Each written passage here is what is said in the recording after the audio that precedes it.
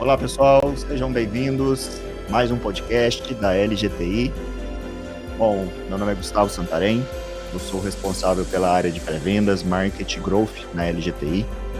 E hoje a gente tem mais um podcast, um webinar bastante especial, um assunto bastante importante e que está realmente dando o que falar no mercado.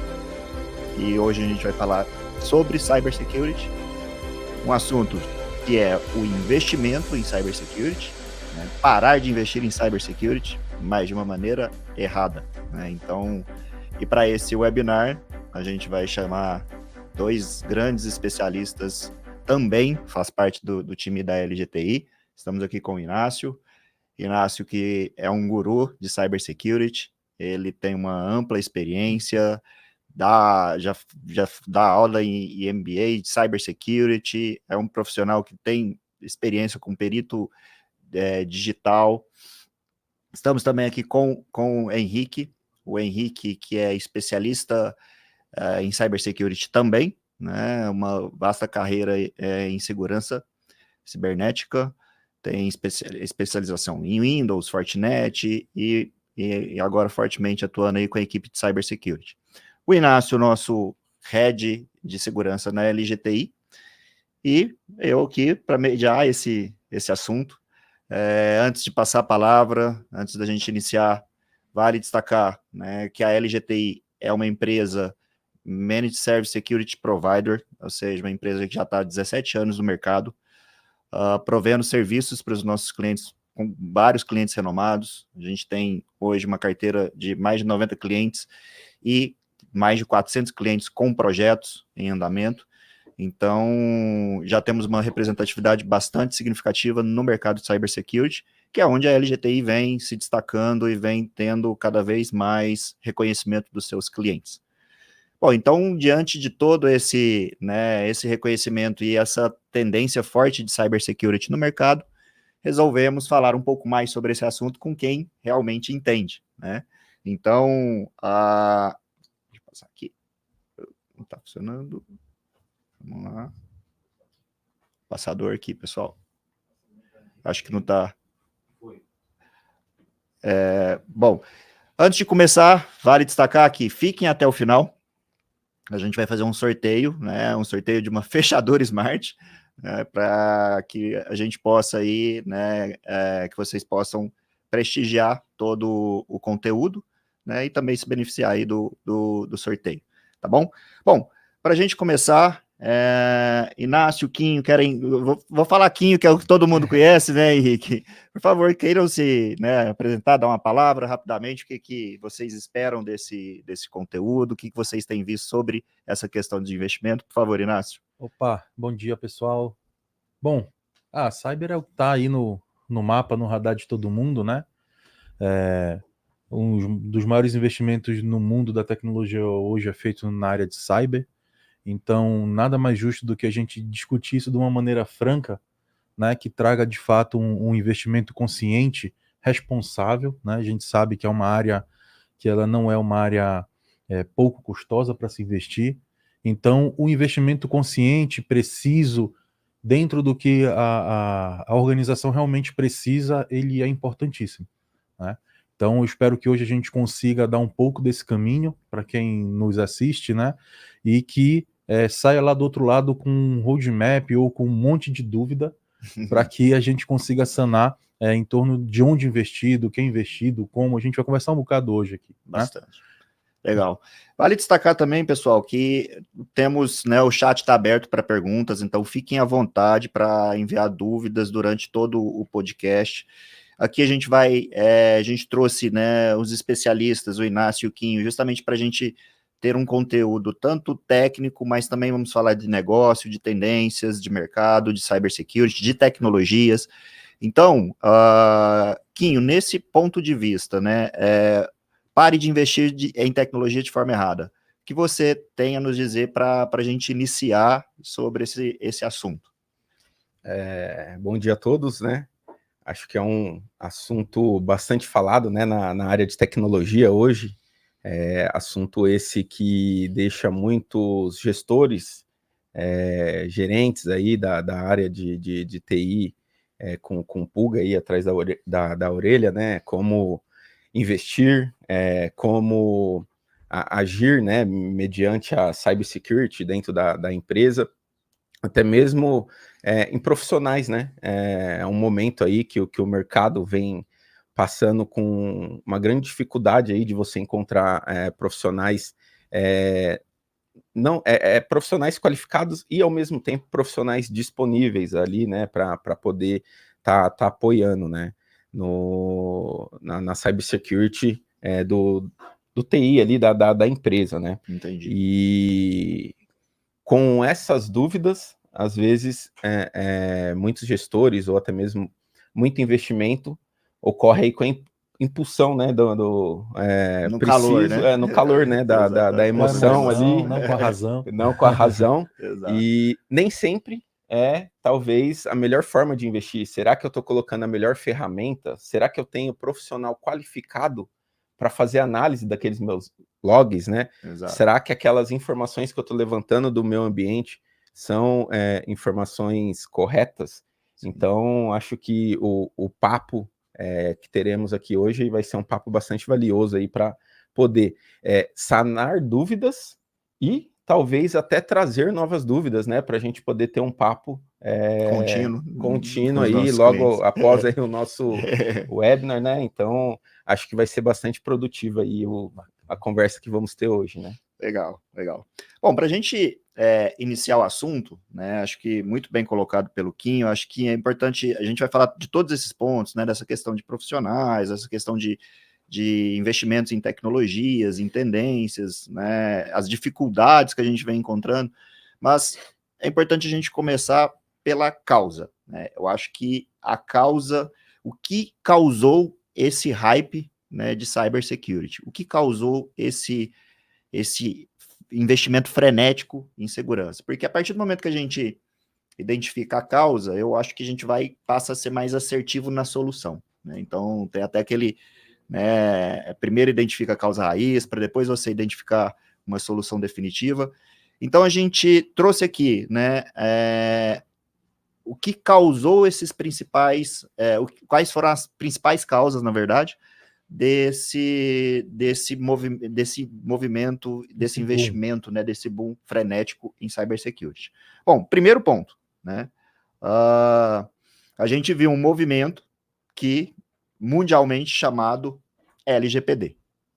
A LGPD veio com uma rigorosidade para cuidar dos dados sensíveis, né, dos usuários, das empresas, e, consequentemente, né, as empresas viram ali pressionadas para investir mais em cyber, né? E aí, principalmente por uma questão regulatória e tudo mais, né? Esse foi um ponto que começou a desencadear, né, um certo investimento.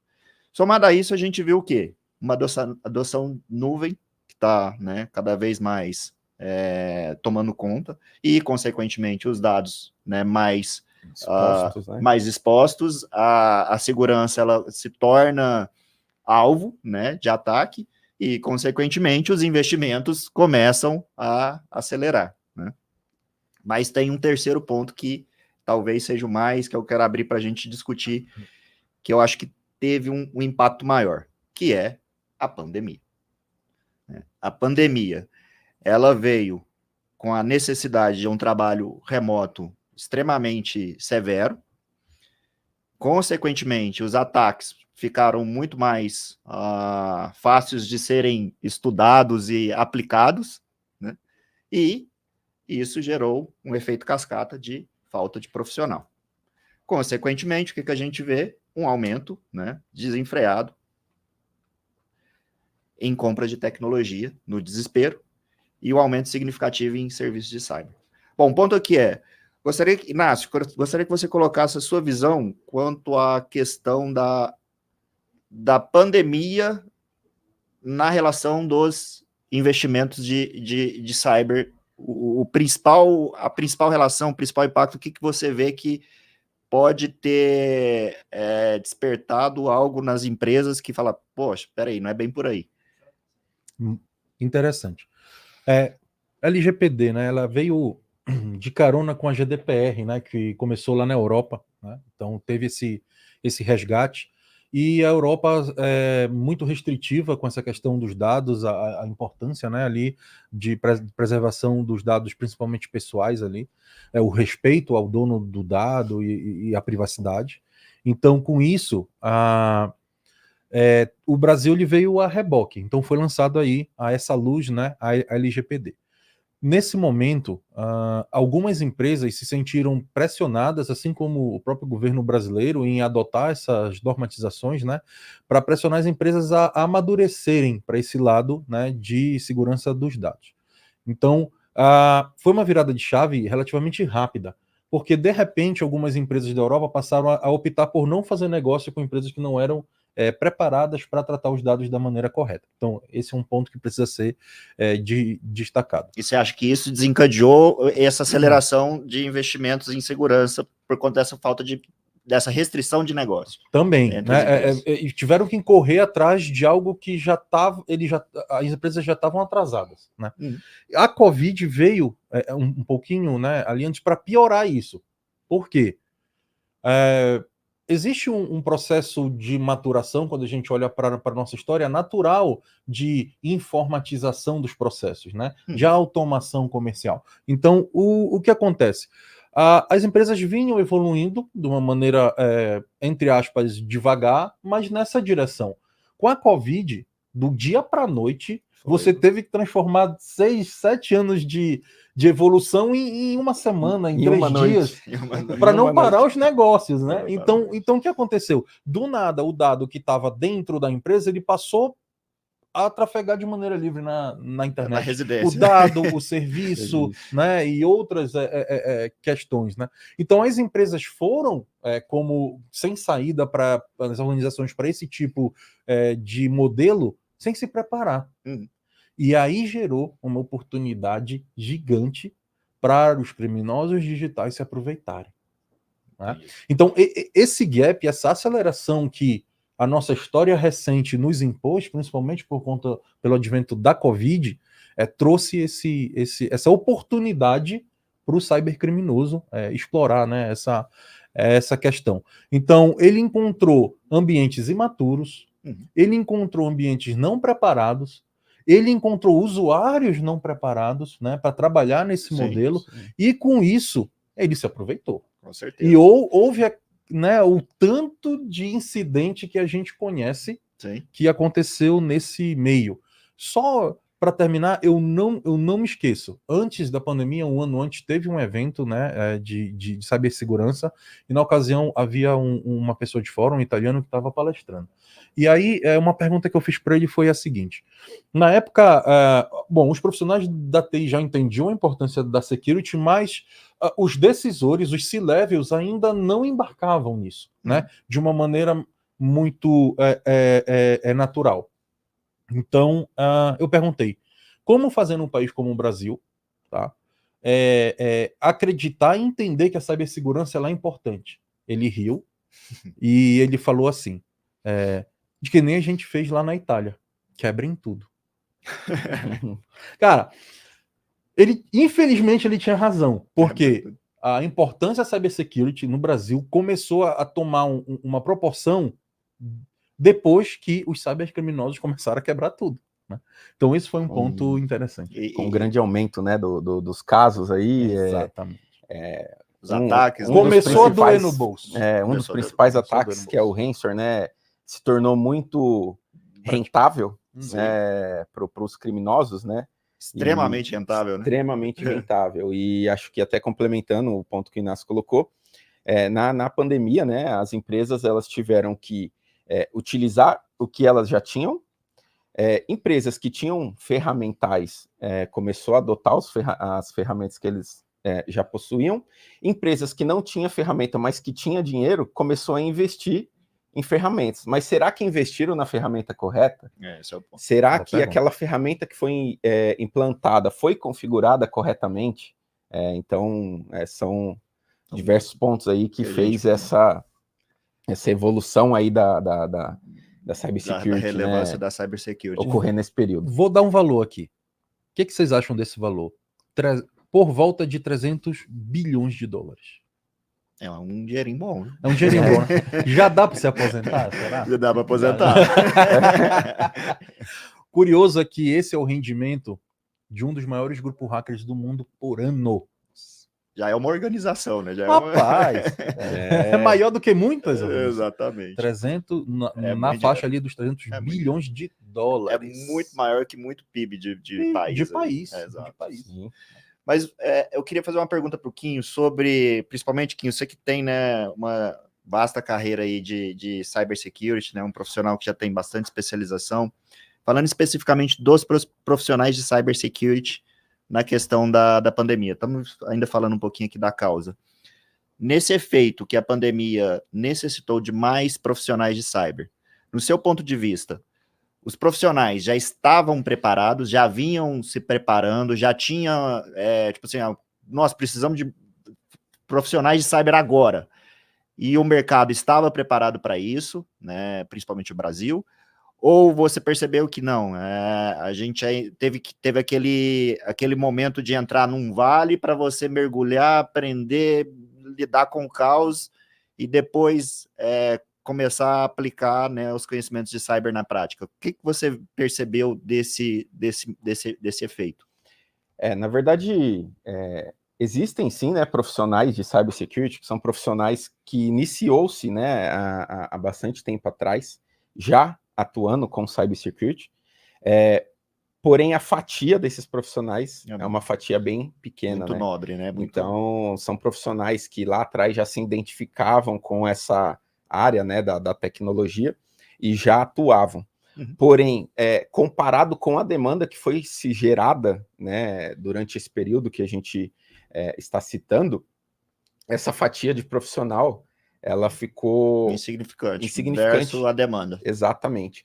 E aí foi onde começou, né, a movimentar aí a área de cybersecurity.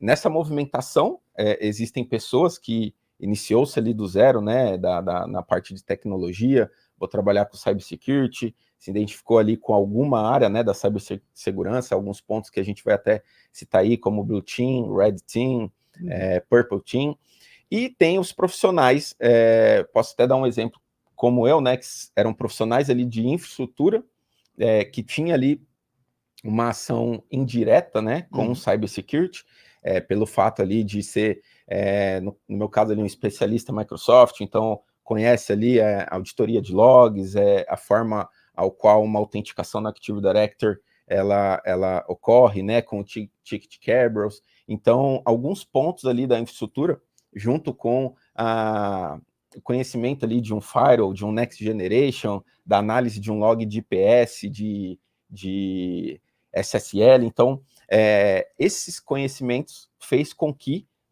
a atuação na cibersegurança se tornou um pouco mais rápida, né? Mais rápida. Então, aquela base, ela passou a ser usada freneticamente e fez com que outros conhecimentos fossem expandidos. Isso. Então, hoje a gente vê muitos profissionais que já atuavam com infraestrutura, mas era muito pouco ali na cybersecurity diretamente. Sim. E hoje muitos profissionais dessa área acabam migrando, né, para cybersecurity específico, né? Exato. Então, criou-se de fato verticalizou, né? Porque exatamente. Antes cybersecurity era muito tratado como talvez uma área ali ou apêndice ou interna dentro da gestão da infraestrutura. Hoje, de fato, verticalizou e se tornou uma unidade de negócio. A grande visão disso é que hoje, em várias organizações, né, mais estruturadas, a cybersecurity ocupa por si só uma cadeira C-level, que é o CISO, né? Sim, isso é um ponto interessante. Exato. Fazendo um resgate no que você colocou, Santa, eu vou colocar um pouco mais de pimenta nessa questão do mercado da cybersecurity. A deficiência de profissional de cybersecurity naquele momento não foi somente do Brasil, foi do mundo. Do mundo. E aí, assim, a gente caiu no quê? As vagas passaram a ser remotas.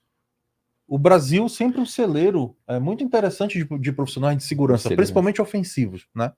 Isso é curioso, né? O brasileiro é criativo, então a ofensividade ela acaba sendo né? É um ponto. Mas você aí. acha que a parte ofensiva foi ética ou foi mais usada para o lado negro? É uma boa pergunta. É uma boa pergunta. Mas a gente responde dos próximos. nos próximos. Mas tem um ponto interessante aí, o quê? Que o mercado brasileiro, ele passou a disputar o seu profissional com o resto do mundo. Sim. Aonde o mundo, Aí, muitas vezes, ele tinha condições de oferecer melhores pagamento em dólar. os pagamentos para esses profissionais. Então, o que já era pouco ficou ainda menor. Né? Assim, dando até continuidade aqui para a gente, né, endossar essas questões com números, né, porque o investimento passou a ser desenfreado, né, e aí a gente vê o seguinte, a gente vê que o ataque, ele se intensificou, como a gente viu no slide anterior, e aí o desespero veio, opa, sumiu aqui o desespero veio, né, diante todas as empresas praticamente do mundo sendo atacadas, né? Independentemente se a empresa, até mesmo próprias empresas de segurança sendo atacadas, né? A gente traz aqui hoje uma informação pública, né, do IBRASPED, né, que é o Instituto Brasileiro de Cybersecurity, onde ele mostra os incidentes de segurança com repercussão na mídia.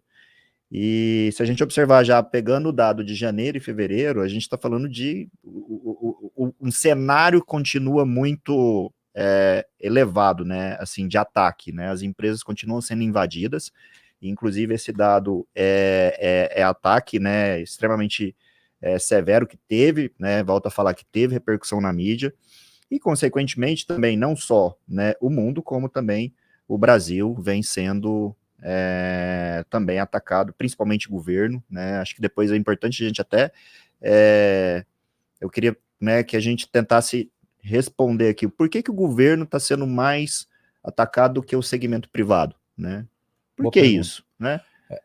Tem alguns pontos interessantes aí que eu vou levantar aqui para a gente analisar. Só antes, né, porque assim, eu fico com bastante dúvida mesmo, porque assim, o segmento privado também é um segmento que tem bastante dinheiro, né? Então o cybercriminoso pode aproveitar muito bem disso. Por que o governo? Primeiro que esse é um ano político. Isso é um ponto que... Já respondeu 50%. Primeiro ponto. Cara, ano político, a gente sabe que o hackerativismo ele tem sido muito forte. Então, a gente está vindo com eleições à prefeitura, né, aí, e com certeza essas estruturas elas serão amplamente visitadas. Com certeza. Vai ser visitada por hackerativista, vai ser visitada por oportunistas, vão ser visitados, né, cada um querendo, tendo o seu propósito próprio, né, querendo atingir aquela estrutura, para denegrir imagem, para mostrar ineficiência ali naquele serviço, né, ainda mais que o governo, de uma maneira geral, ao longo dos últimos anos, ele vem passando por uma digitalização dos seus serviços. Então, cada vez mais seus serviços estão na web, né? Agora, curiosamente, né, este ano em si, a gente está vendo uma resposta, um acidente maior na esfera governamental. Os anos passados era mais na esfera privada, né? Sim. Mas existe uma outra questão, somatizado que é um ano político, que é a seguinte: a empresa privada ela se movimenta muito mais rápido para conseguir tapar essas questões, né? Sim. Por exemplo, entre a identificação da necessidade de uma solução para cybersecurity, a compra e a implementação, isso pode ser em 2 dias, 1 semana ou 1 mês e meio. Quando a gente vai para a estrutura governamental, a gente está falando de um processo de licitação, né, que vai ali, né, ir para fiscal de contrato, etapas, né? Aí existem umas etapas. Então, assim, a estrutura de contratação, geralmente governamental, ela é muito mais lenta. Então, já se identificou provavelmente lá atrás essa necessidade, mas da gente vir da identificação até a implementação do serviço, vai gerar aí 1 ano e meio na frente quase. Entendi. E esse 1 ano e meio é o gap de oportunidade que o cybercriminoso precisa para agir. Para agir, né? E outra coisa, agora ele já tem certeza. Exatamente. Ele tá precisando. Entendeu? Então, eu acho que esses 2 pontos, eles são importantes também da gente colocar. É um ponto engraçado, né, que hoje até acho que no café, enquanto a gente tava conversando ali, até passou uma notícia ali no jornal, né, de Mais um ataque. Tivemos 2 dias atrás, né, uma estrutura do governo federal sendo atacada, inclusive com desvio de recurso financeiro, seriam destinados a pagamento de servidores públicos. Então, assim, foi sério, né? Foi preocupante. A gente teve um probleminha técnico na transmissão da imagem. Conseguimos voltar aqui? Ok. Opa, beleza. Bom, porque assim, até a gente trouxe alguns dados, né, por conta desse investimento desenfreado. O mercado, né, vem investindo muito fortemente em cybersecurity. E é importante a gente saber o quanto tem sido investido, né, até para entender onde é melhor destinar esses investimentos, né, já que a gente está aqui para responder, né, para investir de forma correta. Então, mas o ponto né, o mercado, ele vinha, já a gente já vai projetar ali, mas já vou passar aqui os dados, tá aqui na cabeça, mas o mercado ele vinha numa taxa de crescimento de 7,8% dos investimentos em cybersecurity, segundo o IDC, isso no Brasil, um número que assusta, que a gente está falando de 1,3 bilhões de dólares investidos em cybersecurity em 2023. Então, assim, é muito dinheiro, né? E um crescimento de 7,8% versus outros mercados de TI que crescem em média 6%, 5%, quer dizer, as empresas falaram até mudaram o foco, né? Não, vamos deixar de investir aqui na infra, vamos investir mais em cyber. E é necessário, né, os prestadores de serviços de cybersecurity, tanto as empresas fornecedoras de tecnologia, entender esse investimento para que a gente possa, né, direcionar de uma maneira mais adequada, né? Então, e o que aconteceu, né? Depois desse investimento desenfreado, consegui aqui um dado mais interessante, deixa eu só até colocar aqui na tela para o pessoal visualizar. Estava passando para o pessoal da apresentação o slide ou tinha parado lá? Não, beleza. Pode passar, por gentileza. Entendido. Esse. Então, pode passar mais um, por gentileza. Isso. Então, observem que já veio, o IDC já trouxe a projeção de 2025, e eu nem preocupei em trazer projeção para os próximos anos, porque já está tão, né, evidente que eu acho que o próximo ano já dá uma boa discussão aqui. Quebrou a cadência, né? Quebrou a cadência. De 7,5% foi para 10%. Nossa. Então, quer dizer, continua um investimento, né, desordenado, né? Só que ele teve uma mudança, e essa mudança eu acho que é importante a gente avaliar. Em 2025 foi projetado que 68% desse investimento, que vai estar na ordem de 1,4 bilhões, ele é destinado a serviços de cybersecurity e não a tecnologia. Bom, isso nos diz alguma coisa, né? Então a gente avaliou outros dados, né? Que é o quê? Beleza, por que está investindo tanto em serviço? E aí o último Summit do Gartner em 2023 sobre gerenciamento de risco nos dá mais clareza sobre isso. Que ele mostra o quê? Que as empresas, elas estão achando cybersecurity complexo. 45% das empresas sinalizaram, isso foi feita uma pesquisa com 250 empresas, se não me engano, sinalizaram que 45% dessas empresas sinalizaram que cybersecurity é complexo.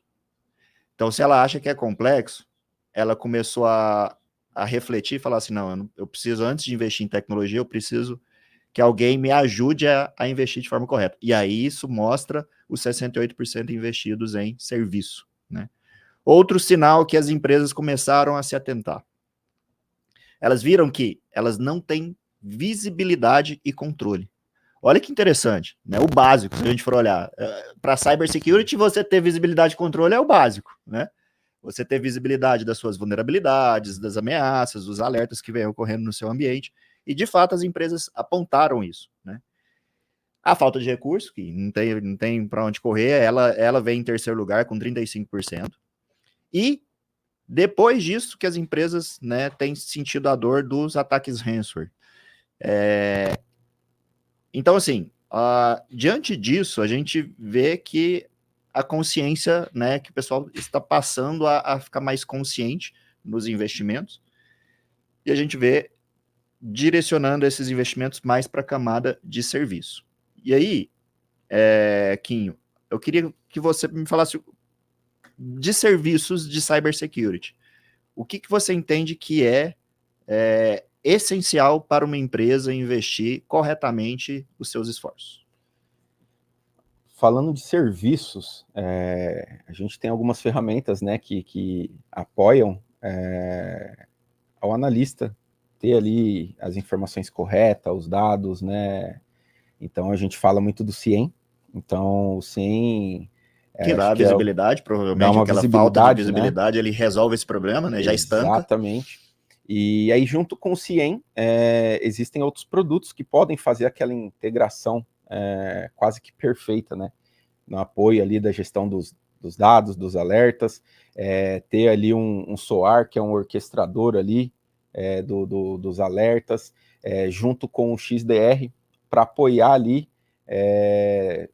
não só o endpoint final, mas sim os servidores, quando identificado algo que fugiu ali do contexto comum, que um antivírus, que era muito utilizado no passado, né? Geralmente o antivírus ele só tem ali ação local, né? Ação local, na verdade, ele tem informações no banco de dados dele ali. Então, uma ameaça conhecida está ali no banco de dados dele. Certo. Mas e quando é uma ameaça nova, que não tem no banco de dados do antivírus? De que forma que eu consigo estancar ou identificar? Então, é onde vem ali o XDR para apoiar na movimentação ali, né? Na forma ao qual o dispositivo está se comportando. Então, mas me fala o seguinte, Quinho, aqui você está falando de tecnologia. Isso. E a gente viu aqui que está em serviço. Como fazer o uso dessas tecnologias para que eu tire proveito do serviço? Porque, por exemplo, você falou de várias tecnologias aqui, mas eu investi nelas. Me garante sucesso? É o investimento correto? Eu estou apertando aqui porque, assim, se a gente está olhando para o serviço, faz sentido eu investir muito nessa sopa de letrinhas de tecnologia e não olhar para o serviço? Como que o serviço utiliza essas ferramentas em prol da CyberSec? Na verdade, não adianta eu investir nessas ferramentas sem ter o conhecimento delas, né?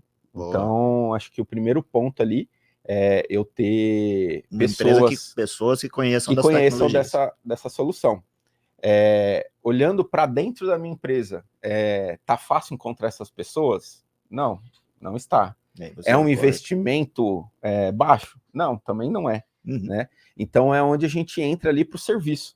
Então, às vezes, é muito mais fácil eu ter pessoas que conhecem da solução empregada, que conhece da usabilidade ali, né, de poder te entregar a forma mais correta, né, e de uso dessas ferramentas, de fazer a análise desses dados. Entendi. Então é onde a gente entra para a parte de serviço. Uhum. Então vale muito mais eu investir todos esses esforços e dinheiro, né, como um serviço, com profissionais que têm conhecimento e Exatamente. Sabem gerenciar. Mas, Inácio, como que eu identifico as empresas, e Quinho também, que tem esses profissionais certos para eu ser assertivo na contratação do serviço? Não vou falar que é de TI, né? Mas precisa. Precisa. Não, eu vou dar um passinho atrás aqui antes, tá? Que é o seguinte: a tecnologia, como o Quinho tem falado, a gente vai chegar no serviço. A tecnologia, ela traz para a gente mais uma sopa de letrinha que, em modéstia à parte, é assim, até parabéns pro nosso pessoal de NOC que trouxe, né, esse conceito chamado observabilidade. Né? Quando você faz o correlacionamento de log, você tem visão do que acontece no seu ambiente, isso lhe traz observabilidade. Quem lhe dá a possibilidade dessa visão são as ferramentas. Mas de nada adianta eu ter um grande painel, de nada adianta a gente ter uma grande observabilidade, a capacidade de observabilidade do meu ambiente, tanto no que tange infra quanto no que tange sec, se eu não tenho pessoas capacitadas, né, para reagir, para interpretar, para estabelecer um roadmap do que tem que ser feito para aquele ambiente se tornar mais maduro. Sim. Né?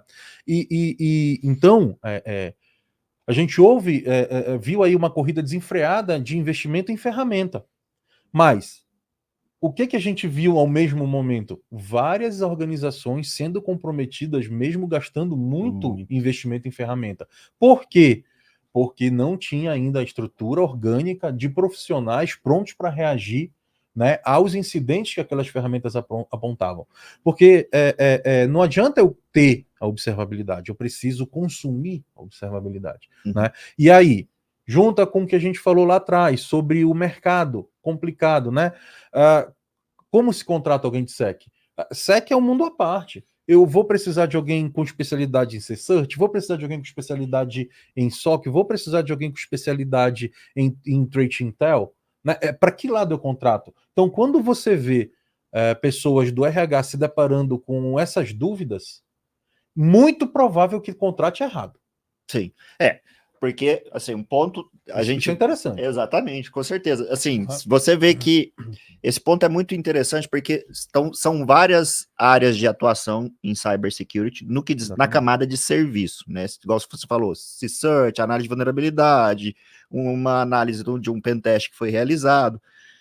Isso vai se tornando complexo, né? E aí eu acho que investir todo... realizar todos os seus investimentos.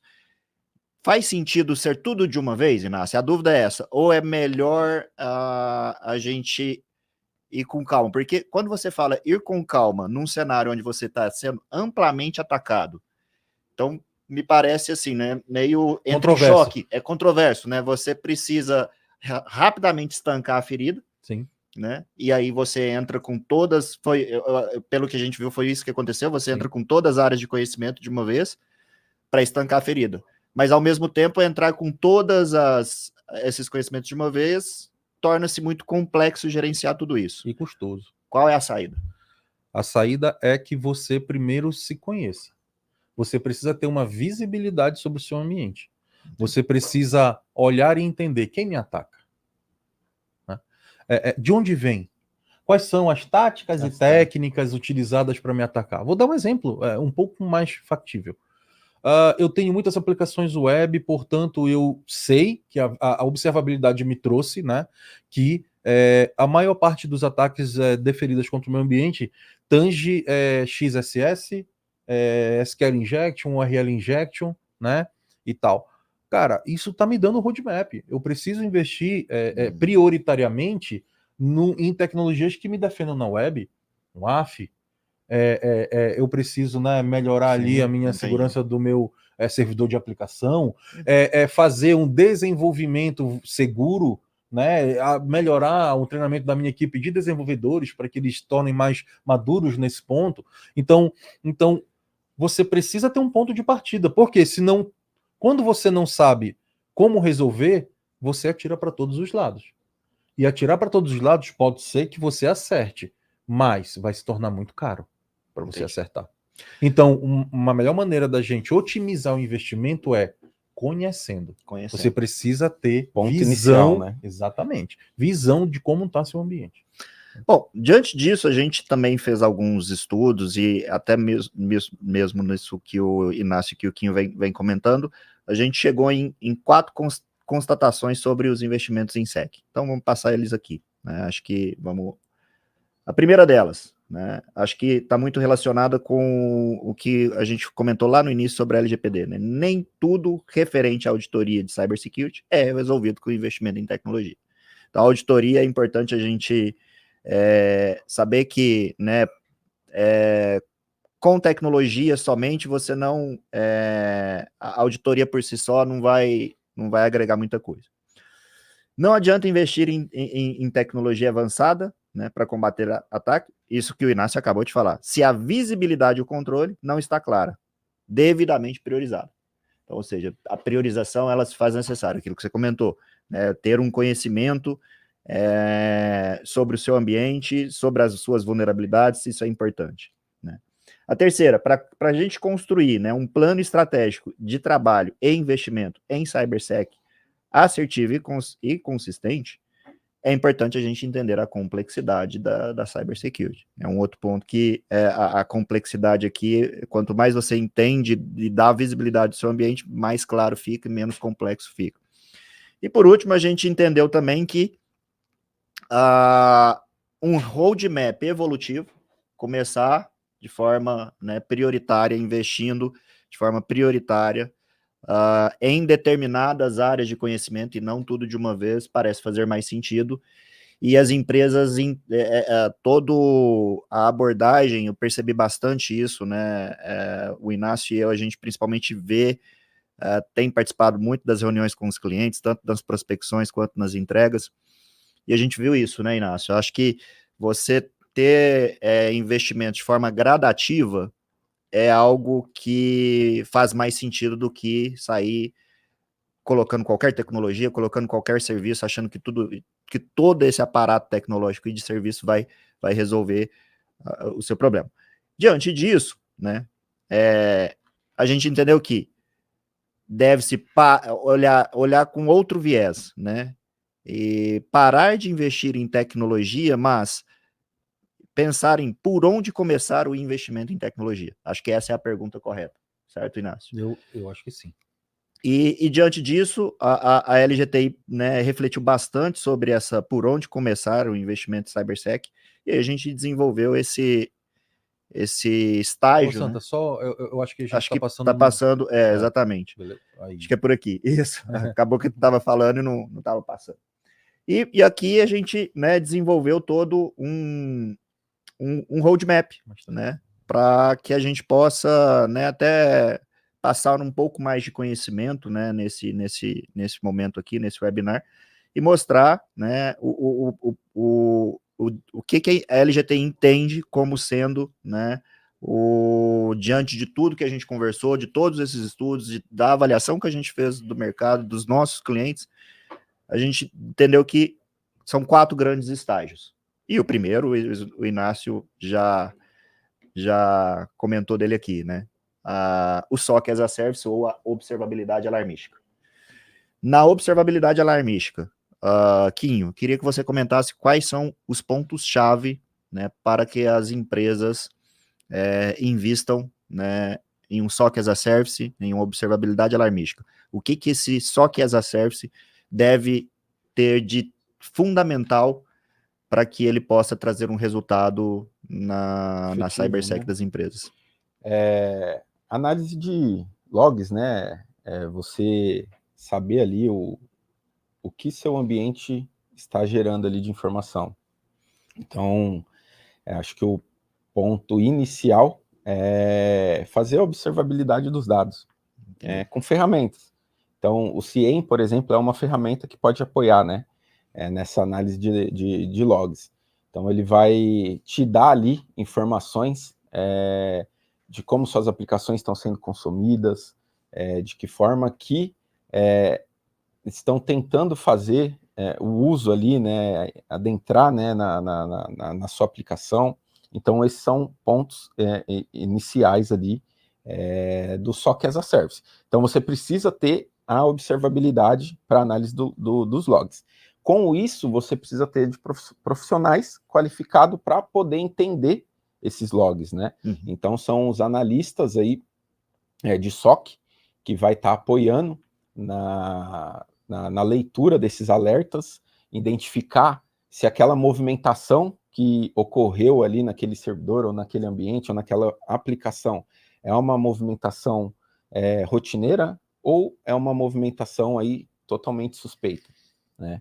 E com isso, junto com as habilidades e o conhecimento ali do analista, ele pode instruir ali o cliente na tomada de decisão. Essa movimentação aqui está suspeita, está fora aí do dia a dia. Precisamos tomar uma ação. Entendi. Então, essa ação ela pode ser tomada tanto pelo humano, né? Uhum. Então, uma ação manual, ou você pode ter também triggers, né? Que pode disparar ali uma ação automatizada. Entendi. Né? Então, tudo depende da observabilidade. A partir do momento que você conhecer o ambiente e ter ali aquela informação, você pode aplicar regras em cima daquele ambiente. E o SOC, essa é uma das funções do SOC. De forma centralizada. De forma centralizada. Isso a gente ainda nem está falando da parte dos incidentes, né? A gente está falando ali da observabilidade. Exato. Mas tem um ponto aqui que foi outro fator muito importante que a gente conseguiu, que a LGTI conseguiu captar do mercado, é que depois disso, você vem com uma análise mais profunda das vulnerabilidades e também na parte do C-Search. E isso pode ser feito. A gente percebeu que pode ser feito tanto pelo cliente quanto pelo prestador de serviço. Sim. Né? Por quê? Porque muita empresa hoje tem a questão, já tem a sua equipe de segurança, mas eu queria que você comentasse, Inácio, agora, por favor, sobre até onde é melhor, pergunta difícil, hein? Até onde é melhor o cliente utilizar a equipe dele interna. Essa é a questão que vale mais na prova, né? Até onde vale ele terceirizar. Qual que é uma linha bem tênue ali, né? Mas em que momento que ele fala é melhor terceirizar uma análise de vulnerabilidade? Até antes de passar a palavra, Inácio, que é o próximo estágio da nossa camada de Cybersecurity Service aqui da LGTI, que é a camada de Blue Team para fazer a análise de vulnerabilidade, o C-Search, né, que é a resposta a incidente, de uma maneira mais direta aqui. Por favor, Inácio. Vou dar de novo um passinho atrás, né? Que é o seguinte: a observabilidade que comentada aqui pelo Kim, ela é tão importante que, por mais que você tenha IA nas suas soluções, se você não prover a ela a observabilidade correta, ela não aprende, ela não reage. Olha só. Né? Então, assim, isso é bastante interessante. Cara, não faz sentido. A IA, ela precisa de dados de entrada para aprender e conseguir reagir.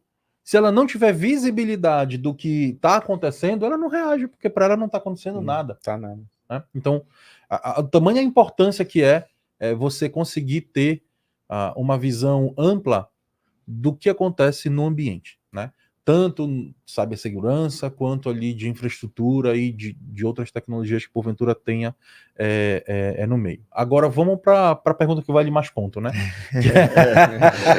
Que é quando terceirizar isso. Bom, a primeira ponto que eu acho que a organização que está nesse dilema, né, de terceirizar ali o Blue Team ou não cara, eu tenho expertise para isso? Eu colocando quantas pessoas eu vou precisar colocar para dentro e qual é o budget, né, dessas pessoas, né? Qual é a fatia de conhecimento dentro da SEC que eu preciso escolher para que tempo de capacitação dessas pessoas. E ainda tem isso, dependendo da ferramenta que eu comprei, essa pessoa precisa ser capacitada em cima dessa ferramenta. E o budget da ferramenta. Budget da ferramenta. Então, assim, são muitas variáveis, né? Então, se a empresa se sentir, mesmo diante de todas essas variáveis, segura para ter uma equipe própria, go ahead. Né? Agora, se ela achar que ela está experimentando uma ferramenta e que ano que vem ela pode trocar, isso tem que ser levado em consideração. Por quê? Porque o recurso dela vai precisar ser treinado na próxima ferramenta, o recurso dela vai precisar evoluir lá para a próxima ferramenta, né? E outra, o mercado anda muito voraz. Com certeza que a IndSec vai se identificar aí, os nossos LinkedIns a todo momento tem, eu não vou chamar de importunação, que é uma bênção, né? Mas a todo momento nós temos propostas em cima de propostas, né? Pra gente atravessar a rua e tal. Fica a dica, Tatiana. Tatiana de People e da LGTI. Fica a dica, Tati. Não, inclusive a nossa Red Hunter também, ela é muito boa. Então, essa equipe nossa aí é muito boa. Então assim, diante de todas essas variáveis, em algum momento, né? E quando a gente associa isso à gestão de risco, é um ponto para quem é aí da área de gestão de TI, anda com gestão de risco embaixo do braço, né? Vale a pena eu assumir esse risco? Eu acho que isso fica, depois de toda essa análise sua, juntamente com o alto investimento que a gente viu que as empresas estão fazendo, né, fica evidente que elas têm decidido que o caminho mais assertivo é a terceirização ao invés de seguir com a equipe própria. Mas o ponto aqui tem uma próxima camada desse serviço, que é a camada ofensiva, que é o Red Team, né? Ou seja, a gente tentar invadir de forma ética o ambiente através de uma empresa prestando esse serviço. Mais uma dúvida. Geralmente as empresas realizam um pentest, geralmente semestral, anual, e geralmente depois das técnicas implementadas, das técnicas defensivas implementadas, o Blue Team. Inverter a ordem, tem algum benefício? Ou seja, porque ali a gente está até vendo ali no nosso roadmap que geralmente você aplica, né? É claro que tem uma lógica, né? Você colocar suas técnicas defensivas primeiro para depois você testar elas, mas e o inverso? E se eu quiser implementar a técnica ofensiva primeiro, antes de implementar as defensivas? Isso traz algum benefício? É um ponto que cabe muita discussão, né? Existem alguns defensores de que o pentest deve vir primeiro. Eu acho que o Blue Team vindo primeiro ele é interessante, né? Claro, reservando cada um a sua competência e importância dentro do ambiente. Mas vamos partir de um ambiente que hoje é caótico. O que eu chamo de ambiente caótico? Aquele ambiente que é onde eu não tenho conhecimento do que acontece, a gente não tem ali muita informação. Assim que a gente roda, né, o pentest ele vai te trazer um roadmap e oportunidades de ataque muito grande. E qual que é o problema? Tão logo que eu acabo de corrigir, pelo fato dos ambientes eles serem dinâmicos e evoluírem todos os dias, ou seja, todos os dias eu estou aplicando patch de atualização, todos os dias eu estou subindo novo serviço, eu tenho usuário baixando arquivo, usuário brigando contra o antivírus e dizer eu sei que é um risco e eu quero. Então, a gente tem todo esse cenário dentro de uma organização. Então, pode ser que quando eu termine de corrigir o meu roadmap do pentest, eu já tenha outros tantos que não estão mapeados. Então, isso é um risco, né? Então, basicamente, se eu fizer isso muito rápido, decai muito o meu risco de invasão ali, mas também sobe muito rápido logo em seguida. Então, pode ser um investimento, quem for investir primeiro em pentest tem que ter a consciência de que pode ser um investimento que rápido, ele não se perca, mas rápido necessite que ele seja feito de novo. Né? Agora, quando a gente começa implementando o Blue, né? Algumas coisas de Blue Team, a gente parte ali das boas práticas, parte ali em cumprir o CIS benchmark da vida, né, e tal. Depois que eu aplico o pentest, eu testo toda essa estrutura junto com o que eu testaria sem essa estrutura. Então, o investimento ele passa a ser muito mais valorado do que... Ele é mais bem aplicado. Ele é mais bem aplicado, porque eu testo se o que eu implementei tá bom, eu revisito para entender se a minha observabilidade fez sentido, né? A gente então também, assim, em algum momento ficou um buraco, né? Um gap ali. Ele aponta gap, ó, pô, a gente não olhou para isso mesmo. Entendi. Vamos voltar e vamos melhorar. Então eu acho que esse sequenciamento que é apresentado, ele é o mais utilizado. Ele acaba trazendo mais ROI olhando na camada de negócio e ele traz mais retorno sobre o investimento. De gestão de risco e na visão de otimização de investimento. Não que não tenha benefícios você aplicar o pentest primeiro, sempre tem, mas entendido. E na continuidade da proteção também, né? Então não adianta também você só trabalhar com o pentest. Vou só realizar um pentest aqui e não vou olhar para o SOC, não vou ter um Blue Team aqui para o meu ambiente, né? Entendido. Ainda um ponto importante, né? É importante, e a gente toma esse cuidado aqui dentro de casa, que a equipe que aplique o pentest não seja a mesma equipe que atue no Blue Team. Por questões óbvias e não tão óbvias. Tá? Óbvias por quê? Porque o perfil do profissional não é o mesmo. Né? Eles têm formação diferente, habilidades de... Isso é interessante ressaltar, porque todo mundo acha que a carreira de cyber ela é... Então é diferente, é meio uma carreira Y, vamos dizer. Exatamente. Em algum momento você vai ter que optar entre o Red e o Blue. E é impressionante a quantidade de pessoas que preferem quebrar do que consertar, né? Principalmente no Brasil, né? Igual você já havia falado. Então assim, então a gente começa a responder aquela pergunta que a gente tinha deixado para mais tarde. Então assim, o perfil do profissional é outro, os treinamentos que ele executa são outros, né? Então não é o mesmo profissional. E é interessante que, por mais que na mesma empresa, as equipes elas rodem de maneira autônoma. que nem sempre o Red Team tenha muito conhecimento sobre o que o Blue Team faz, e o Blue Team é interessante que ele vai ter algum conhecimento de como o pentest é aplicado, mas não exatamente com as ferramentas, não exatamente com as técnicas e tal. Então essa separação, né, ela é importante. Uhum. Ela é importante para que no final as duas equipes elas consigam fluir juntas. Fluir juntas. A gente está falando de Purple Team, certo? A gestão, a administração de mais uma camada que talvez seja a mais nobre da gestão de CyberSec. E o ponto aqui é, Kim, como ser efetivo e extrair o melhor dessa camada, uma vez que o Inácio acabou de colocar aqui. São times distintos, com perfis diferentes. Então, assim, hoje eu vejo como um desafio o Purple Team dentro das organizações, e principalmente Sim. quando a gente foi para os nossos clientes, a gente foi para o mercado, a gente viu essa dificuldade também de fazer um Purple Team mais efetivo. Então, qual é, no seu ponto de vista, Quinho, qual é a grande, vamos dizer, o grande trabalho que o Purple Team deve realizar para ser efetivo, aplicando aí, extraindo o máximo do Blue e do Red? Até usando como exemplo, né, dentro da LGTI, com o Purple Team, nós utilizamos informações dos dois times, né? Então, a gente tem informação ali do Blue, com os dados ali gerado por toda a estrutura do Blue Team, junto com o relatório do Red Team. Então, muitas vezes com essas duas informações, na verdade, na maioria das vezes com essas duas informações, a gente melhora processos, né? Mas quem faz essa análise? Usa essas duas informações, quem faz essa análise? Você, o Inácio, como que funciona isso na prática? Na prática, eu e o Inácio. Então vocês são o Purple Team.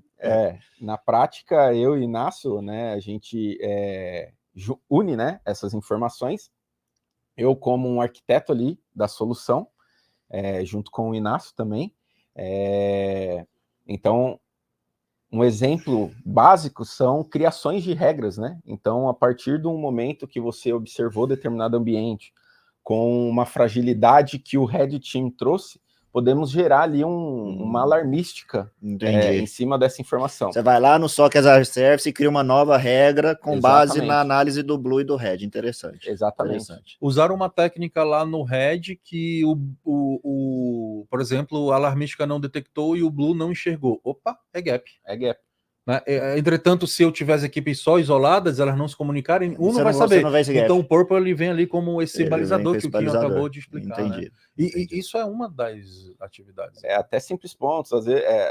Às vezes você pode encontrar, por exemplo, ambientes que atuam ainda com Windows Server 2008 R2. É um produto ali end of life da Microsoft. Então você não tem mais um update de segurança para ele. Então você tem que blindar ele de alguma outra forma. Né?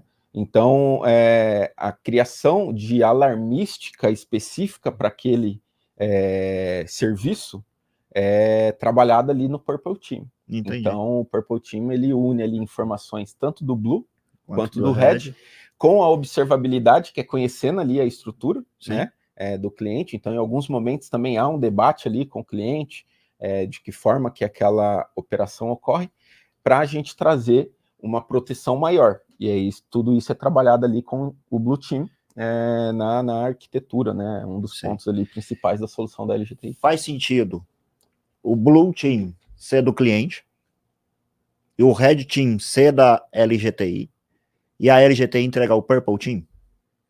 Qual é o ponto positivo e as lacunas disso?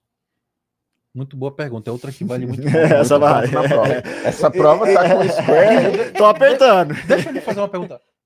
Ele falou para você que ia fazer pergunta? Não combinei nada, não foi combinado. Parece que eu nem encontrei ele. Eu acho que eu te fiz, né, Inácio? Eu acho que ele deixou guardado de propósito. Aliás, o que você me fez? Né?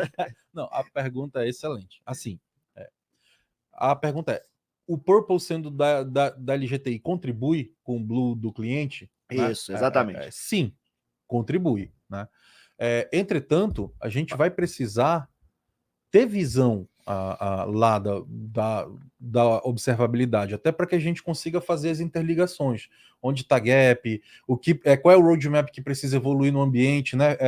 Por exemplo, e aí já dando um spoilerzinho, a gente trouxe para dentro da nossa observabilidade a checagem automática do ambiente, trazendo um score ali do Sys Benchmark, né? Então isso não deixa de ser uma ação Purple, a gente precisa... Ó como vai fazer, a gente vai acabar exercitando agora todos eles, né? Lembra aquela política de segurança que dizia que o servidor não deve ter o mesmo usuário administrador em todas as máquinas? Ou que seja o mesmo usuário? Lembro. A gente vai precisar revisitar e readequar ao que esse framework fala. Por quê? Porque isso é boa prática. Isso vai aumentar o meu score do meio ambiente, vai diminuir o risco. Isso vai lá na política. Então, quem olha para a política e faz a interligação de política, faz a interligação com observabilidade, faz a interligação com os gaps, melhoria dos processos de SOC, isso é importante dizer. Comprei um CIEM, eu tenho SOC? Não. Você tem um CIEM.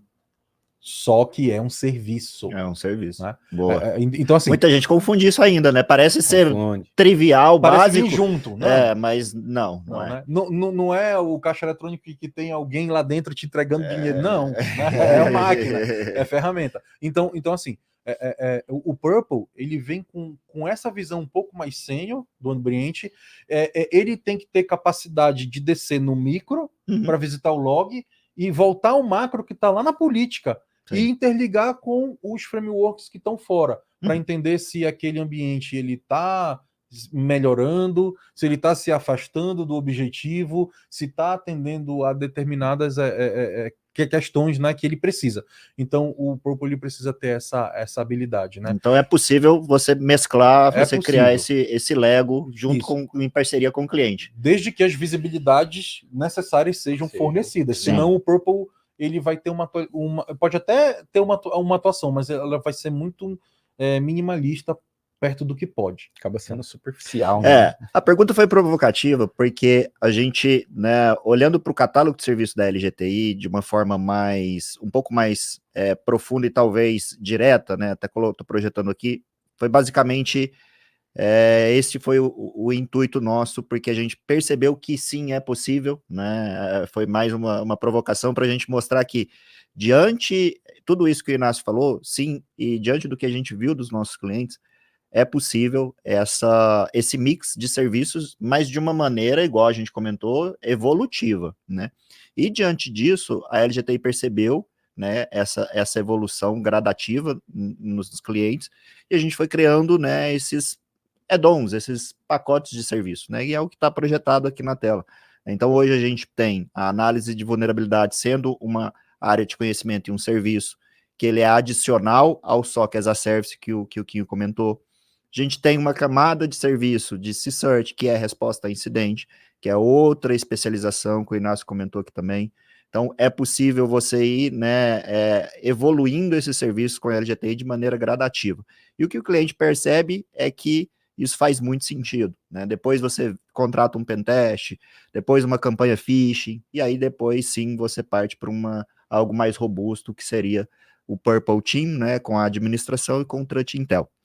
O Threat Intel ainda gera muito burburinho, né? Ele ainda gera muita discussão, né, e dúvidas, né? O que de fato eu entrego no Purple Team? Inácio e Kim. Boa. Ele não combinou nada disso. Não combinou nada, sacanagem. Não, mas acabando aqui, a gente vai almoçar no canto e deixa ele almoçar sozinho pra gente ver semana. Não, brincadeira, viu? Cara, eu acho que a Threat Intel, ela é muito negligenciada pelo mercado, tá? E eu vou falar por quê? Porque é cômodo e ela não é fácil ser feita, ok? Então, o que se tem hoje como comodismo dentro do Threat Intel? Eu não digo que é errado, mas é cômodo, é o quê? Deixa a encargo da minha empresa que me entrega o meu XDR tratar de Threat Intel, né? Porque ela tem lá a atualização dela e ela atualiza meu banco de dados aqui sempre, ela tem ali o comportamento da IA que vai detectar, né? Mas a gente sabe que essas organizações elas são mundiais, né? E, portanto, ela precisa estar olhando para o mundo todo. E a gente sabe que cada canto do mundo tem particularidade. Quando a gente vem para o Brasil, né, a própria língua portuguesa já é uma particularidade. Os nossos malwares, eles são criados próprios para nós, assim, né? Vá na língua portuguesa, aí entra o cedilha, que se for num teclado americano é até difícil você lançar o cedilha ali, né? Entra ali o acento, o tio, que para eles também é muito difícil. Fica a dica, quem quiser pôr uma senha boa anti-gringo, mete o tio, mete o cedilha. Utiliza a acentuação, né? O tiozinho, né? O circunflexo, enfim. Então, então assim, o Threat Intel geralmente se deixa ali para encargo do XDR EDR. O que eu acho que a gente perde uma oportunidade imensa de antecipar problema que está acontecendo no Brasil. Né? Então, se você tem ali um Threat Intel que investiga o mercado nacional, eu acho que você sai muito na frente. Entendi. Né? E aí entra, né? Por exemplo, nós temos o nosso honeypot em colaboração com a rede OpenCTI, né? Que é uma iniciativa criada aí pelo Bruno Guerreiro, uma pessoa muito famosa na área, né? Principalmente Blue Team, só que ele é profundo conhecedor e teve essa ideia maravilhosa. Então hoje a LGTI colabora com uma rede, passando para essa rede tudo que ela coleta no seu honeypot e recebendo dos honeypots da rede tudo que coleta. E qual foi a grande sacada do Bruno nisso? Mercado nacional. Os honeypots estão no Brasil. Então, de repente, muita coisa que irrita, quando eu digo hit, que bate nos nossos ambientes, são direcionados para o Brasil. Palavra Pix. Só tem aqui. Né? TED, DOC, transferências e o nosso pool de bancos e tal. Então quando a gente adianta isso, o que a gente percebe quando a gente, lá na frente, acaba juntando o que a gente pegou de Threat Intel com que o XDR e RDR com que o XDR traz ali. A gente vê que muitas ameaças que são próprias do Brasil, a gente adianta. Entendi. Depois de algumas horas ou dias é que essas grandes organizações trazem isso para o Brasil. Por quê? Porque, cara, processamento mundial enorme. Então, é uma grande oportunidade de você deixar o seu CIEM muito mais poderoso, linkando ele a uma iniciativa de Threat Intel. Entendi. Tá? De Threat Intel. E aí, algumas organizações, inclusive, vai além. Tem equipes próprias que fazem ali uma engenharia reversa em cima de malware, só para extrair essas IOCs, que a gente chama, essas ameaças. Aí vem com hash, vem com IP, vem com domínio, né? Sim. Traz isso ali. Então, é equipe, né, de pessoas muito especializadas que pegam o malware, né, baixam ali para uma sandbox, abrem o código do malware, ele tem uma série de desafios que ele vê ofuscado, vem encriptado, né? São pessoas extremamente habilidosas aí, e aí quem quiser ter um canal muito bom sobre isso, que é o do Fernando Mercedes, né? Que ensina um pouco disso, tá? É um canal gratuito e com conteúdo de alta qualidade. Então, assim, isso tudo é proprietary, é Threat Intel, né? E que você traz isso para o seu ambiente, deixando o seu próprio EDR, deixando o seu CIEM muito mais detectável. Então, quando os seus ambientes forem irritados, o seu CIEM vai estar preparado para informar que está sendo atacado por aquela ameaça e ter um Blue Team para reagir. Entendi. Bom, aqui estamos chegando ao fim do nosso webinar. Na verdade, faltam 15 minutos. Acho que a gente pode ir para um próximo... Prova longa, hein, Kim? Então... Vamos ver a nota ou o square, né? Mas ainda não acabou. Vai ter a surpresa ainda. No final. Eu acho que vale a gente... Depois que a gente falou de serviço e a gente viu que é muito inerente falar de cybersec com a camada de serviço e tecnologia, né? O investimento correto talvez seja um mix disso, igual a gente comentou mais uma vez, de forma gradativa, mas é importante a gente comentar da nossa plataforma, né? A nossa plataforma Hover, né? Que aqui a LGTI, ela entendeu para essa necessidade de investimento mais assertivo das empresas e criou-se uma plataforma tecnológica onde a gente integrou várias soluções de cybersecurity em uma única console, vamos se dizer assim, porque a gente entendeu que essas tecnologias envolvidas nessa plataforma é o que de fato é essencial e com investimento mais assertivo. Então, essa é a plataforma Rover. Aqui eu trouxe uma imagem mais ilustrativa, não vamos entrar no detalhe, não vamos entrar no detalhe técnico. E eu gostaria, Quinho e Inácio, né, que vocês comentassem rapidamente, né, agora falando, né, direcionado à tecnologia, quais são as, vamos dizer, as finalidades e os ganhos que essas tecnologias trazem de maneira integrada, como a gente se propôs a desenvolver aqui no Rover. Já citamos, né? Eu acho que até eu mesmo já citei em diversos momentos aí ferramentas, né? E aqui acho que até a gente traz ali ilustrando. Então, na nossa plataforma ali a gente fez a combinação de diversas ferramentas relacionadas a cyber security que apoia os analistas SOC, né? Então, ali a gente tem a ferramenta de CIEM, que vai trazer observabilidade para a gente, junto com o Dash, para poder printar, né, as informações do ambiente ali, como vale até colocar os dashboards, ter, né, ali a gestão de vulnerabilidade do seu ambiente, né, saber o quanto vulnerável o seu ambiente está e assim poder fazer um trabalho naqueles dados, né.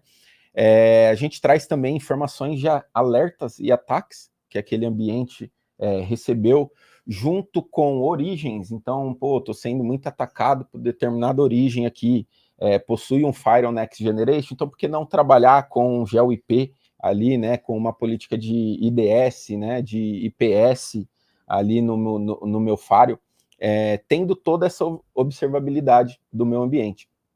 Então ali a gente consegue trazer toda a informação, desde a gestão de vulnerabilidade com a gestão de alerta, que fazem parte da cybersecurity, mas são dados totalmente diferentes. Então eu tenho ali as vulnerabilidades que meu ambiente tem e precisa ser corrigidas, e tem os alertas que são gerados em cima de determinadas vulnerabilidades, né? Por mais que a palavra ali e o dados, por mais que a palavra e o dado é do ambiente, mas devem ser tratadas diferente, né? Então eu tenho que primeiro estancar as vulnerabilidades, na verdade tenho que me proteger dos ataques e ao mesmo tempo estancar aquelas vulnerabilidades existentes. E todas essas informações nós trazemos ali viva para o cliente, que muitas vezes o cliente não tem essa visão. Então, sempre quando a gente finaliza ali um deploy, né, de um novo ambiente, e a gente faz a apresentação desse dado, o cliente fica surpreso. Fala, nossa, esse servidor aqui não tinha ideia essa visibilidade. Nenhuma. Ele era o principal ofensor, top né? 10 aqui, ou é o principal ofensor do meu ambiente. E um outro ponto, né, Quinho? Não é simplesmente só trazer análise de vulnerabilidade, porque muitas ferramentas trazem. Exato. Né? Eu acho que vale destacar como a gente consegue entregar essa análise mais diagnosticada e de forma mais corrigível, vamos dizer assim, né? É a integração de produtos, né? Então aqui a gente faz a integração do CIEM junto com o SOAR, que é um orquestrador, junto com o nosso Honeypot, que faz ali a entrega de Threat Intel, junto com frameworks bastante conhecidos aí em CyberSec, como o Mitre, como SysControl, que são comunidades aí especialistas em cibersegurança que apoia a galera com frameworks ali de melhores práticas, né? O NIST também. Então, a gente une tudo isso numa única plataforma. Exatamente, a gente une todas essas informações de produtos e ferramentas de cyber. E entra com o serviço do time fazendo toda a análise a partir dessa plataforma. E vale destacar o MISP também, né? Que o Inácio comentou aqui um pouquinho antes. O MISP, ele é uma ferramenta extremamente poderosa, né? Ela é gratuita para você instalar ela. Mas o que vai determinar o quão poderoso é o seu MISP é exatamente os feeds que você consome, né? E o OpenCTI é um dos feeds que a gente consome que ele é, entre aspas, restrito, né? Você precisa ter lá a participação na rede. E o MISP, ele só tem catalogado todos os malwares e as ameaças que foram utilizadas durante os ataques, né, de malware no mundo todo. Eu pesquisei no MISP, eu gosto de números, né? Então eu falei que eu preciso entender quantas ameaças o MISP. Eu pesquisei no Gemini, e aí o Gemini falou o seguinte: mais de 1 bilhão. Ele falou que não é possível constatar, mas ele falou que tags geradas, tags tem como ele constatar. Sabe quantas tags ele constatou em 2023? Mais de 50 milhões de tags. É um número muito exorbitante. Agora sim, vamos assustar ainda mais o número. Em uma tag, ela tem milhões de malwares nela. Tá entendido por que ele não respondeu que não dá. Não dá. Tipo, eu tenho uma tag que aquele malware é tagueado como ransomware. Cara, a tag ransomware tem milhões. Aí aquele malware ele é ransomware e vem phishing junto. E dentro dessa tag existe várias ameaças. Então, por exemplo, o WannaCry. Tantos IPs já participaram de ataque WannaCry. Tantos domínios foram usados. Tantas formas de entrega do executável lá foi utilizado. E cada executável tem um hash. Então, assim, é uma PG, né? É uma progressão geométrica isso aí. Então, ou seja, não tem dados, né? Então ou seja, para resumir, o rover está conectado nessa rede MISP e tem acesso a essa mais de milhões e milhões de IOCs de ameaças. Exatamente. Quanto que tem para trás, e a gente fez com que esses feeds que a gente atualiza, ele fica sendo atualizado de uma maneira muito otimizada. Implementamos o rover na estrutura do cliente, o cliente passa a ter toda essa visibilidade, bem como a LGTI. Esse exatamente. É o ponto. E toda essa informação leva de proteção para o cliente também, né? Com certeza. Então, a partir do momento ali da conexão do cliente com a nossa estrutura, ele passa a receber também essa proteção no seu ambiente, né? Então, ele leva ali a proteção para um número que é até difícil de definir, né? Mas é um ponto muito importante. Muito importante.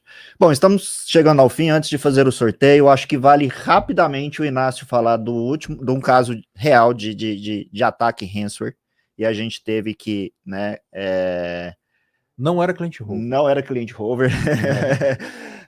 E eu queria que você contasse esse caso real, Inácio, bem rapidamente, né? Tá por questão do tempo, mas eu acho que vale destacar porque né, existe uma etapa aí a se seguir, um protocolo a se seguir em combate ransomware. Muitas empresas ficam bastante curiosas em, nossa, e se eu tiver um ataque ransomware, né? Existe um protocolo, né? Ou cada ataque eu vou ter que me comportar de uma forma. Pelo que eu entendi, existe sim um protocolo.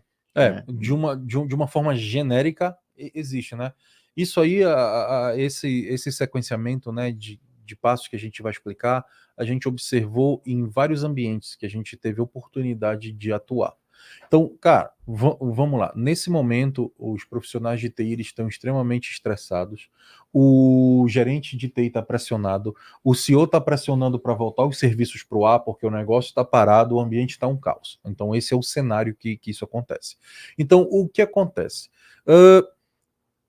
De manhã, o primeiro analista chegou e viu que o serviço está fora do ar. Aí ele entra no servidor para visitar, vê que está tudo criptografado. O caos está instaurado. Cara, o que a infraestrutura em sã consciência pensa? Cara, tudo certo. Vamos recuperar o backup. Vamos recuperar o backup de ontem. A ação mais óbvia, né? Porque ontem eu não estava encriptado. Não, o cara olha lá o alerta, né, do e-mail, ó. O backup ontem tá ok. O backup de ontem concluiu, né, verdade, né? Foi concluído, tá tudo certo, vamos recuperar o backup de ontem. Então, o que acontece? Ele pega o backup do dia anterior e elege de volta para produção. E ele faz uma conta simples, pensando assim, pô, eu vou eleger para produção isso e eu vou ter no máximo um dia de gap de informação. Então a gente pode correr atrás disso, né? Então, teoricamente, o dano foi pequeno. Então o que ele faz? Ele pega esse backup e passa lá do amarelinho e vai passar a valer. E ele sobe o serviço. Tá tudo lindo. Tudo restabelecido. Aí todo mundo liga pro CEO e diz, ó, serviço restabelecido, nossos protocolos todos certo e tal. Ele só não conta com uma coisa. O tempo médio que um atacante de ransomware leva dentro do ambiente, visitando, passeando, entendendo, estudando, são quase 3 meses. Então, amigo, o backup de ontem já está comprometido. O da IBM é 81 dias, ou seja, já sabe tudo do seu ambiente. É 3 meses em média, né? Os 90 dias aí. Então, ele eleva esse backup para o próximo dia. É muito provável que no dia seguinte amanheça da mesma maneira. Da mesma maneira. E o estresse é gerado novamente. Você está com a equipe virada, porque para recuperar todo esse serviço, o pessoal com certeza virou noite. Com certeza foi pressionado. O dano à imagem da empresa é muito grande se isso voltar a ocorrer. Ocorreu com uma empresa famosa, nós não vamos citar o nome, não, uma empresa de cobrança, exatamente essa situação. Então, qual que é o cuidado que a equipe de security precisa ter? Exatamente. A gente elaborou alguns passozinhos aí, né? Que é o seguinte: primeiro de tudo, identificar o que está comprometido e o que não está. Então, isola os hosts comprometidos. Tira dele a capacidade de continuar transmitindo, né, o encriptador, o malware, o vírus, né? O certo é o malware para as outras máquinas. Então, você precisa fazer o host isolation. O EDR ajuda muito nisso. Você ter um bom EDR e que seja capaz de fazer um host isolation é extremamente importante, né? Então, esse é um ponto. O próximo ponto é identificar a fonte do ataque. O que a gente chama internamente, quem foi o land server? Onde esse atacante pousou dentro do meu ambiente. Por quê? Porque provavelmente esse servidor não está encriptado. Por que não está encriptado? Porque ele precisa do comando em controle para observar as coisas acontecendo dentro do ambiente, né? Então, nesse momento, esse servidor que ele teve de land, que é o que geralmente faz a chamada reversa, o callback para esse atacante, ele está ali dentro ainda. Você precisa identificar que esse cara está ali dentro. Qual é o hash, qual é a aplicação que está, qual é o processo que está rodando, que está dando acesso para esse cara. Você precisa matar esse processo desse cara. Né? Aconteceu da gente entrar em ambiente, ter equipe de firewall atuando e dizer assim, não, de fora para dentro já está tudo bloqueado. Amigo, é de dentro para fora. De fora para dentro já foi. Aconteceu, foi assim. Hoje a gente acha graça, é engraçado, mas no momento, pô, ninguém pensou nisso, tal, de fato. E aí o terceiro passo ali, a gente precisa avaliar o impacto, né? Quem foi comprometido, o que foi comprometido, saiu dado de dentro do meu ambiente, que hoje é uma preocupação grande por causa da LGPD. Antes não era. Antes não, né? O que isso pode gerar de leak mais tarde e eu... Até imagem negativa na mídia, toda essa análise de impacto... A NPD bateu na minha porta, porque eu vazei dado de cliente meu, de funcionário meu, ou dados pessoais de alguém, que era o nosso primeiro slide sobre a LGPD. Né? Sim. Então, a gente precisa comunicar essa situação para os CEOs, para a parte jurídica... Saber comunicar, para a comunidade, saber comunicar. O que eu vou falar? Né? Vamos assumir que é um ataque, nem todo mundo assume. Aquele mapa que a gente falou é só do que foi para a mídia. Se a gente for contar o que não foi para a mídia, é no mínimo triplo. Então, quer dizer, teve empresa que olhou para aquilo ali, soube comunicar, pessoa 2 vezes em como comunicar, se precisa de comunicar, às vezes não precisa comunicar, né? Para a mídia, por exemplo. Por exemplo, ou assumir que foi atacada. Dependendo do negócio, isso pode ser um dano à imagem. Exato. Né? Enfim. Identificar essas ameaças, ou seja, essa parte ela é primordial, esse passo 5. Se eu não tiver certeza, se eu não souber qual arquivo encriptou meu ambiente, qual é o callback que o meu atacante está utilizando, é possível que essas ameaças ainda fiquem dentro do ambiente. E é isso que causa o próximo comprometimento. Então é perigoso. Né? Sanitizar esse ambiente, então, assim que eu identificar essas IOCs, eu preciso passar isso para o EDR, para que ele se certifique de que o meu ambiente, tanto servidores quanto máquinas de clientes estejam sanitizados, ou seja, não, eu tenho a certeza de que é como se fosse a vacina, eles já estão vacinados contra essa ameaça, e aí sim, recupera o backup e depois restaura o serviço. Talvez trocar o passo 7 pelo 6 seja interessante. Restaurar o backup e depois sanitizar o ambiente. Tá? E aí restaurar o serviço. Aí você restaura. Mas isso vai demorar. Cara, eu prefiro gastar 4 horas a mais fazendo isso e ter a continuidade do meu serviço negócio, né? Do que eu subir em 2 horas e no outro dia eu estar na mesma situação. Com risco do atacante entender que você tem backup e vai recuperar e comprometer o backup. Isso é bastante o estresse se torna muito maior, né? Você tem que fazer o trabalho 2 vezes, ele virar. E a equipe não vai fazer com a mesma qualidade. Como quem falou, todo mundo cansado. O estresse mental é grande, a pressão é grande, né? Mas seguir esses passos, ter pelo menos uma noção de um processo sequencial para que você tenha mais efetividade na resolução é primordial, né? Talvez, igual você falou, algum passo ali pode variar, outro, em alguma empresa varia alguma outra coisa. Mas excelente. Tem só um último ponto que eu acho muito importante, né? Que por mais que você tenha equipe de TI, de security dentro da sua organização, você trazer uma consultoria de fora nesse momento é importante. Ajuda. Porque ela não está emocionalmente tão envolvida quanto a sua equipe. Exato. E isso tira um pouco do racional que a equipe tem de atuação naquele momento. Fica mais racional, menos emocional, aquela pressão ela diminui. Né? Excelente. Pessoal, chegamos ao fim. A gente quis, né, dar uma visão desde a questão mais de negócio, depois uma visão mais de tecnologia, de serviço, até mesmo como combater um ataque ransomware. Enfim, a gente tentou seguir aqui várias áreas de cybersecurity. Então, sei que o tempo está um pouco comprometido, mas temos perguntas? Teve 3 perguntas, sim. Por favor. A primeira foi do Renato Rosalino. Ele gostaria que falassem sobre a contratação de SOC de maneira geral, vantagens e desvantagens, o que está incluso. Qual a vantagem e desvantagem de contratar um SOC? Acho que a primeira vantagem, permite eu responder, o menos técnico, mas a questão da visibilidade e controle, eu acho que isso é o que as empresas mais vêm buscado, e a gente viu que isso, de fato, é o início de tudo, então isso é um grande benefício, você ter essa visibilidade. E não é simplesmente ter a visibilidade, né? É você ter a visibilidade, mas de uma forma priorizada, né? Porque tem regras para priorizar ameaças, alertas. Então, acho que esse é um benefício. Qual outro benefício de se contratar um SOC? Existe SOCs e SOCs, né? SOCs e SOCs. Isso é interessante a gente pontuar.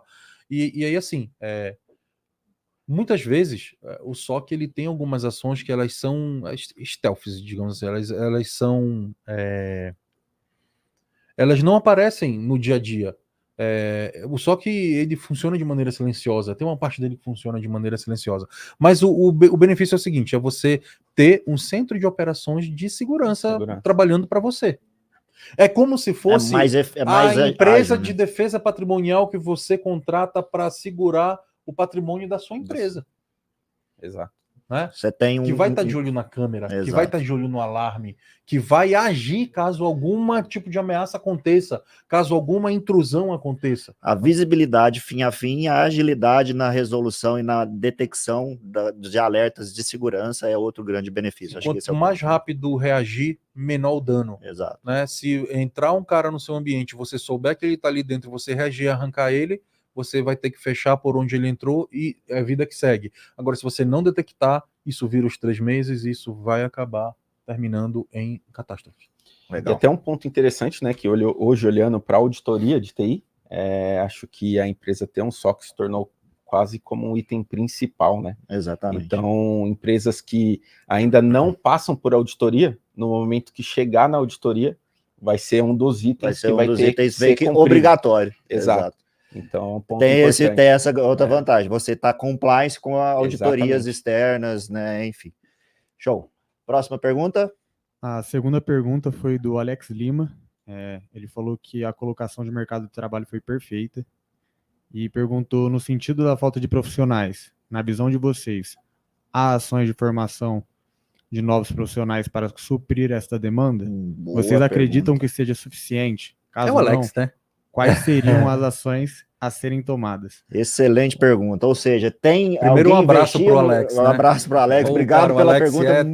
Top demais. Pergunta muito pertinente e muito rica, né? Ou seja, o Brasil está investindo em profissionais para gerar mais conhecimento na comunidade de cybersec?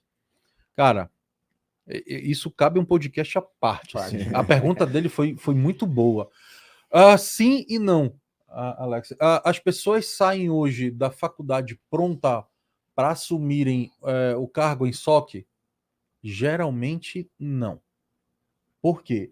Porque a gente sabe que os nossos cursos aqui, até por regulamentação do próprio MEC, são muito tradicionalistas, são muito tradicionais na sua maioria, com algumas exceções. Tá? Então, vai muito também do esforço do aluno durante o curso dele buscar treinamentos fora, buscar conhecimentos extras, né, para ele conseguir atingir um nível que ele consiga iniciar na área de SOC. Hoje a gente tem um gap gigante na área de segurança, eu tenho muito mais vaga do que profissional. É por isso que acontece o êxodo que o Quinho falou, de pessoas muito boas em infra se aventurando na área de SEC. E em algum momento você perde um cara top em infra e ganha um cara mais ou menos em SEC.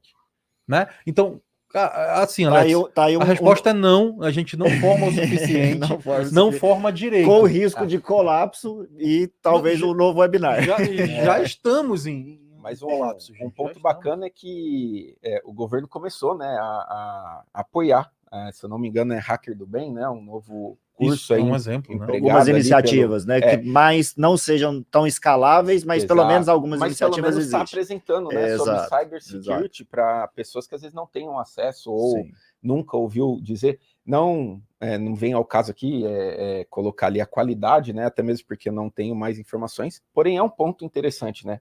Que o governo iniciou-se, sim, um apoio ali para trazer mais profissionais para esse mundo, né? Eu acredito muito que a solução mais rápida para isso seja uma aproximação entre academia e mercado. Porque hoje a academia está distante do mercado. Por um lado, o mercado precisa abrir porta para que esses acadêmicos cheguem mais cedo no mercado de trabalho e principalmente assim os últimos semestres de preferência, que ele já vem com uma base mínima, né? E também a academia ela precisa incentivar e buscar essas associações com o mercado. Entendi. Porque a partir do momento que vocês têm os dois lados colaborando entre si, quando a pessoa se formar, ela já se forma com uma experiência mínima, ela já se forma sabendo o que precisa aprender, ou já aprendeu porque já sabe o que precisa aprender, já se forma com contato com profissionais mais sênior, ele já sabe as áreas que ele vai seguir, não num slide, num PPT, mas na realidade. Então, eu acho que esse é um caminho muito bom. Que pergunta essa do Alex? Alex, um abraço para você, cara. Nosso próximo webinar, né? Deu o tema do nosso próximo webinar. Vou trazer o Alex aqui, cara. Ele é um cara muito bom. Tá convidado, pronto. Tá convidado. Última pergunta para a gente ir para o sorteio, por favor. A última pergunta é do Walter. Ele perguntou: a visibilidade tem como base inicial frameworks como SIS? E perguntou: essa gestão dos ativos, um scanner de rede com Nmap, por exemplo, o quanto torna a empresa o quanto se torna isso necessário para uma empresa? Técnica, pergunta boa.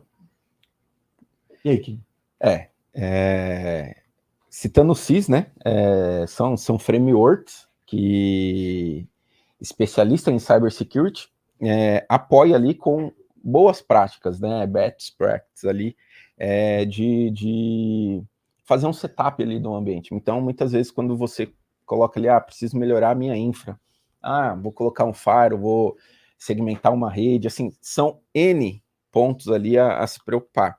E aí, esses frameworks apoiam na tomada de decisões e nas melhores configurações a se fazer ali no ambiente, né? Então, o profissional de cybersecurity acaba seguindo o SysControl, que traz ali um benchmark para diversos produtos, né, de mercado, o Mitre, que traz ali atividades como técnicas e táticas empregadas ali em determinado tipo de ataque. Então, são frameworks de mercado que o cybersecurity, o analista, né, em cybersecurity, acaba ali utilizando para acompanhar ali a parte de segurança do seu ambiente, porém a execução ali de um Nmap, eu não entendi muito esse ponto ali, mas assim, é um único, um quadradinho ali muito pequeno, né, na parte ali da segurança, né, tem todo uma atividade mais profunda que você pode estar fazendo no ambiente para ter um ambiente seguro, né? Entendi. Vou colaborar aqui rapidinho com a resposta do Kini, enquanto o pessoal lê o QR Code pro sorteio. Por favor, já né? leiam o QR Não é Code. pegadinha. Não é pegadinha. Só relembrando ali a fechadura Smart. Então, fiquem à vontade, por favor. Testada aí pelo Quinho, não vai ser hackeada. Não vai ser hackeada. Então, cara, a pergunta assim, a observabilidade, ela não aparece de qualquer maneira, ela precisa ser pensada para que eu quero. E dependendo do que eu precise, são as informações que ela vai me externar, né? Então, o SIS Benchmark é parte dessa observabilidade importante. Por quê? Porque a partir dessa observabilidade eu consigo fazer uma gestão de compliance entre o meu ambiente e o framework. É um ponto. Agora, somente isso, não. Não é suficiente. Não é suficiente. Eu preciso transbordar isso aí. Entendi. Isso é parte dessa observabilidade. Então, eu vou ter observabilidade de alerta, eu vou ter observabilidade, no caso, que entenda se eu estou recebendo scan através de um Nmap, por exemplo. Tem observabilidade que eu vou entender se eu estou recebendo um ataque DDoS, brute force, ataque web, ou se o meu ambiente internamente tem alguma máquina com comportamento estranho, como a gente pegou um dia desse em um cliente governamental, por sinal. Então assim, tudo isso é observabilidade. Então é um conceito um pouco mais complexo. E a gente junta isso, inclusive, né, não somente do que o CIEM traz, mas que também do que o meu NOC traz. Isso tudo compõe-se junto, né, para fazer uma observabilidade. Por exemplo, o quanto esse brute force está me consumindo de processamento, até onde eu aguento. Exato. Então, cara, tu começa a juntar as duas áreas ali, cruzar, fazer correlação de fato, né? Então, isso é interessante. Agora, quanto à verificação através de um Nmap, ela é muito simplória perto do que se precisa. Eu preciso entender que aquele serviço que está aberto, no caso de pentest, qual é a versão dele, para saber se tem uma vulnerabilidade associada, se essa vulnerabilidade tem algum exploit possível que eu utilize, explore a vulnerabilidade para cair dentro do ambiente. Qual a severidade dela, Qual a né? severidade, se ela é level acima de 9, o que me permite comando-controle, segundo o MITRE. Então, assim, tudo isso ele precisa estar na mente ali, né, principalmente ali de quem fornece. Faz sentido, mas não é só não é somente isso, só o conceito é um pouco mais aberto, mas a pergunta ela foi interessante. Muito obrigado, pessoal, por mais assistirem o webinar do início ao fim, quem está aí acompanhando a gente até agora. Temos aqui agora o sorteio da fechadura Smart, já temos o vencedor do sorteio. A gente vai sortear agora na frente de todo mundo. Auditoria, hein? Auditoria. Todo mundo escaneou CPI aí, né? do sorteio. Sorteio ao vivo. Todo mundo escaneou. Não... Pô, eu não Deu tempo aí escaneei, de velho, pegar eu o não tô participando. celular. Francisco nem convidou a gente. Você tentou hackear essa fechadura? Eu não tentei, mas é uma boa, hein? Vamos tentar? O Kim, ainda bem que a prova era em dupla, hein, velho? Senão aí, não passaram bem. Vamos lá, vamos ver quem ganhou. Tem até um contador, tá um timer ali, você viu? Alisson Alves. Âncora Consórcios, Consórcios. Que top, velho. Parabéns, Alisson. Parabéns, Alisson. Assim que instalar, convida a gente para ir fazer esse teste aí. Teste para ver se o Inácio consegue hackear. A gente leva o nosso Red Team.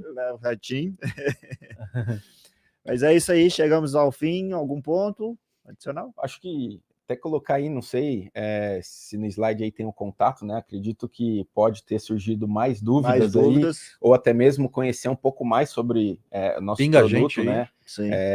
Acho que é bacana também divulgar ali algum contato, se tiver algum cliente ali ou algum novo cliente, né? Que queira conhecer um pouco mais sobre a nossa estrutura. Há um conteúdo bastante importante aí que o nosso time, tanto de vendas quanto de pré-vendas, pode ajudar. Vou abrir um parênteses, vou ajudar a Tati. A gente está com várias vagas abertas para a área de SEC. Olha aí. Exato. São vagas para Red e para Blue. Então, gente, quem tiver interesse aí, se inscreva.